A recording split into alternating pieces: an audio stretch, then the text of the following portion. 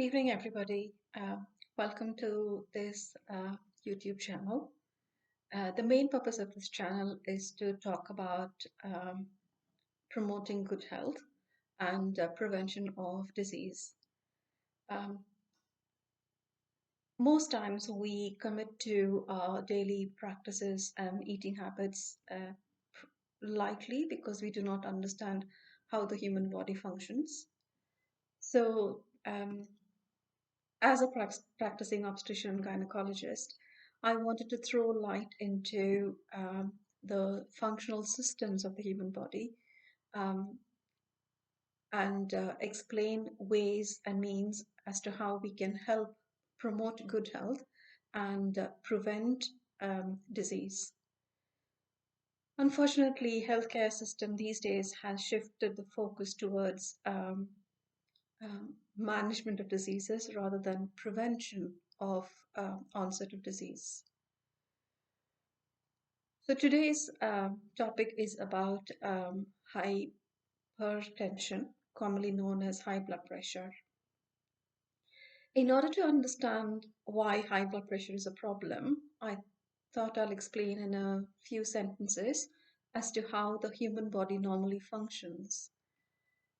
The heart is an amazing pump which is designed to collect blood from all parts of the body, purify it, and repump the purified blood to all parts of the body, from the brain to the tip of the toes. In order for the heart to function efficiently, this heart pump has channels of blood vessels. So the blood vessel that carries blood to the different parts of the body is called the aorta, which leaves the heart. And this big blood vessel branches into two.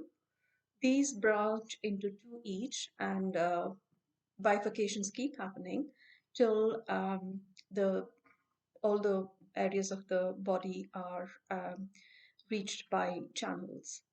So these channels are called blood vessels, and blood vessels are of two different kinds. One is called arteries, which carries good blood to the different cells in the body, and veins, which collect the what is known as the black blood or the deoxygenated blood, which is blood which is present after having given oxygen to the tissues. The veins collect all the blood and take it back to the heart for the purification process to happen. So normally what happens is when blood flow happens through the arteries, the sloshing of blood within the arteries is what is termed as tension. Um, so there is expected to be normal tension for blood flow to happen efficiently. However, if this tension increases, then that is classed as high blood pressure. And we know of conditions of low blood pressure as well, wherein the blood flow to the some parts of the human body are not efficient, especially to the brain, and therefore people experience symptoms like dizziness. We'll discuss them individually in detail. So the gist of it is that for the heart to function efficiently as a pump, there are channels, and the flow of blood in these channels creates a certain amount of pressure, which is called tension of the blood vessels. And a certain amount of tension is necessary for efficient blood flow to happen. However, when the pressure in the arteries are high, then this is called hypertension, that is raised blood pressure. So normally when we have blood pressure checks, we notice that we are given two different numbers, one on top of the other, like a fraction. The top number is called the systolic blood pressure, which is the blood pressure that is recorded when the heart squeezes to pump all the blood to the different parts of the body. The bottom number is called the diastolic blood pressure, which is the blood pressure when the heart is relaxed and is sucking back all the blood back to itself, the different parts of the body for purification to happen. So in general, in people below 40 years of age, it is ideal to have blood pressure numbers below 140, below 90. In people over 40, up to 150 by 90 can be considered to be normal. However, if the numbers are more than this, then we will need to address these issues. So let's look into why high blood pressure happens.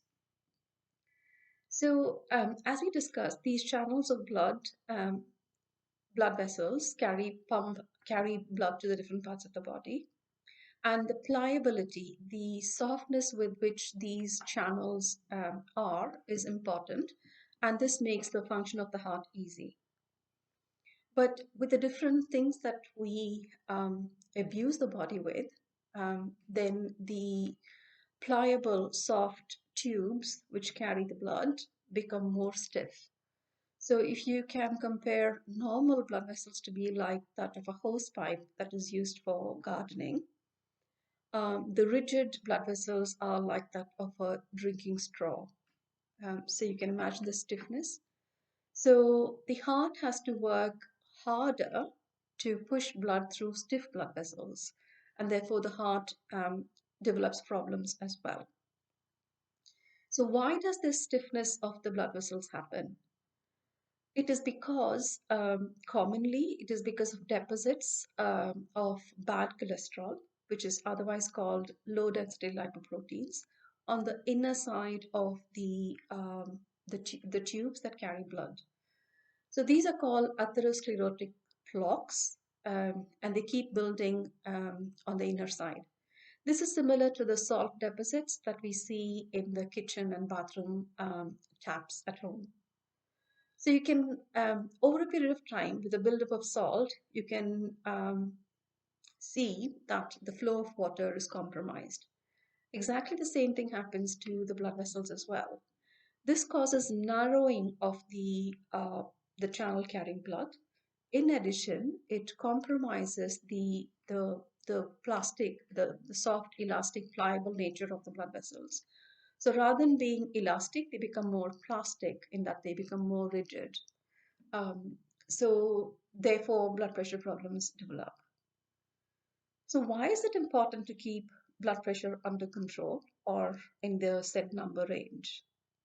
It is because uncontrolled blood pressure causes two main effects. One is it can cause heart disease like myocardial infarction, or commonly known as heart attack, or cerebrovascular accidents, or in simple terms, stroke. The stroke can happen because of bleeding inside the brain or because of infarct, where there is blockage of the blood vessels carrying blood to the brain, and therefore there's no blood supply to a certain area of the brain, and therefore the brain cells die. And it is important to remember that the brain cells are very delicate cells and they do not have the ability to kind of regenerate.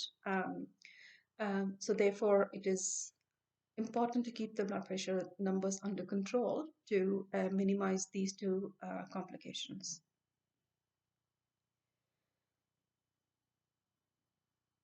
So the tendency to have blood pressure problem increases in certain conditions. This can be broadly classified as age, although it was deemed in the past that blood pressure problems are a thing of old age. It is sad to see that more and more younger people are being diagnosed with high blood pressure problems. Um, People as young as 30 years of age. Um, so the consequences of early establishment of hypertension is, if a human is going to live for about 80 years of age, two-thirds of the life is going to be spent with a medical problem, which is hypertension, the need for medications to control the condition optimally, to minimize complications, and if complications happen, to live with the complications. So, though, is it worth really living 50 years of your life like that? I'm sure you agree as well, it's not. So the reasons, so age is one important factor. Second is race. It has been proven that people of Afro-Caribbean origin and Southeast Asian origin have a higher tendency to develop hypertension. It is likely it is related to the food habits because we share similar food habits in that we have a lot of salt in our diet, in our daily diet, and there is a significant amount of consumption of processed food. In olden days, processing of food mainly involved using turmeric and salt. However, these days there are innumerable number of chemicals that are being used as preservatives, and all of them all have consequences. In addition to hypertension, they have worse implications for health as well. Um, so, is there a difference between men and women developing blood pressure? Um, Yes, there seems to be. Um, until women attain menopause, there is a higher incidence of hypertension in men. However, after the age of menopause, over 50 years of age, that is, both men and women have a similar incidence of high blood pressure. So, moving on, what are the symptoms of high blood pressure? The common symptoms are headache, which is usually recurrent and gets worsened, um, may be associated with vomiting. The other symptoms can be ringing in the ears, which is called tinnitus, or can be nosebleeds, which are called epistaxis. So if you develop any of these symptoms, kindly have your blood pressure checked. Other symptoms can be unexplained swelling or around the ankles and feet, or swelling of the face, especially waking up in the morning with puffy eyes. So this can indicate high blood pressure problems. So kindly have your blood pressure checked. So are there different kinds of blood pressure? Yes, there are. Broadly, blood pressure problems, hypertension can be classified as the primary or secondary. Primary is when there is no real reason for the development of high blood pressure, in that all the organ systems are normal, the functionality is normal, but despite that, the blood pressure readings are high. This is called primary hypertension. Secondary hypertension is wherein there is an organic cause. For example, a condition called coarctation of the aorta. Aorta is the big blood vessel that carries blood, purified blood from the heart to the other parts of the body. So there is a narrowing of the aorta, and people born with this is how they were formed as babies. If they're born with condition of coarctation of the aorta, then they are at higher risk of developing hypertension. The same risk applies to renal artery stenosis, in that the blood vessels carrying blood to the kidneys are again constricted, and this also causes hypertension. These are the two broad reasons of secondary hypertension. There are more complicated conditions as well, which I will leave out for now. Um, Moving on, what are the dietary advices for hypertension or the prevention of hypertension? Um, Sorry, there's one other thing I forgot to mention is obesity. Obesity is unfortunately increasing worldwide, and this is having implications on many of the health conditions, or adverse health conditions, I should say. Um, the human body is designed to work for a human being weighing about 80 kilograms. And this has to be proportionate. A 5 foot person being 80 kilos is different from a 6 foot person being 80 kilos. This is called the body mass index. And the lower the body mass index, the lower the instance of us developing problems or health, adverse health conditions. So if the human body if the heart has the ability to pump blood for say, for example, just for easy understanding, I will call it a mass of tissues weighing 80 kilograms, then it will function efficiently. However, if this becomes 120 kilograms, then the heart doesn't get bigger. It stays the same size. However, it has to work for a bigger um, tissue mass. So therefore, the heart is being strained. And this is not um, in your best interest of good health. So therefore, the heart health is compromised um, in people with obesity. Well, obesity causes problems starting affecting all the organ systems, really. Um, so yeah, we were talking about the dietary suggestions for people with hypertension. So as we discussed already, processed foods need to be avoided and less salt in the diet. We in the Indian subcontinent have a lot of salt compared to the Western world. So it is important we restrict salt intake. Um, well, if we know we are at a higher predisposition, then that's half the problem solved, right? Not knowing the problem and facing the consequences is probably more difficult than knowing what the problem is and trying to resolve it, right? So yeah, we will need to minimize intake of salt, minimize the intake of preserved food, especially things like salted fish, salted meat, any kind of processed food um, is important to be avoided. And because we use a lot of pickle in our diet as well, it's important to avoid any kind of extra salt in the diet. So, what are the things that we should intake uh, in general, not only for people with hypertension? It is important we increase the fiber content in our diet. Um, so fiber can either be in the form of fruits or vegetables. Fruits are better because they can be eaten raw, and we have no excuse for not eating fruit, especially when it comes from the rich soils. And we living abroad always long for the um, sweet taste of the fruits available in our country. Anyway, so it is advisable to have at least 5 fruits a day. Um, and the reason for this is fruits have a lot of fiber in them.